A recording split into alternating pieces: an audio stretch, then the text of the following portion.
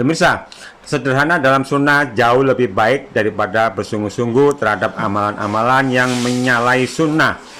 Sungguh, betapapun khususnya seseorang dalam beramal ibadah, tapi kalau amalan itu hanya sebuah rangkaian amalan inovasi sang kiai pujaan, maka amalan itu tak lebih seperti sebuah debu yang ditaburkan di ketinggian tebing lalu diterpa angin kencang. Maka debu itu akan buyar dan lenyap tanpa bekas.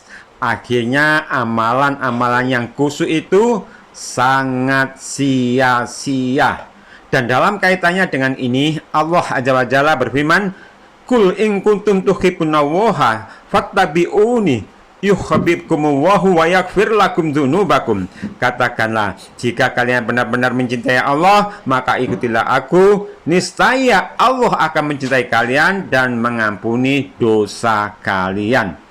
Nah, dari ayat tersebut bisa kita pahami bahwa Allah Azza wa Jalla dengan jelas menyatakan bahwa bentuk nyata dari rasa cinta kepada Allah dan Rasul-Nya adalah dengan mengikuti beliau.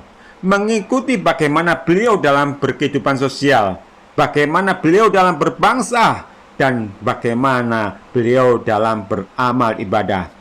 Maka semestinya bagaimana teladan Rasulullah dalam berkehidupan sosial, haruslah sebagai umat muslim kita menirunya.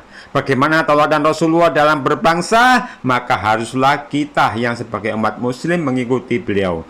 Dan bagaimana Rasulullah dalam beribadah, maka semestinya kita yang merasa muslim meneladani beliau. Dan semua itu kita wujudkan menurut kesanggupan kita.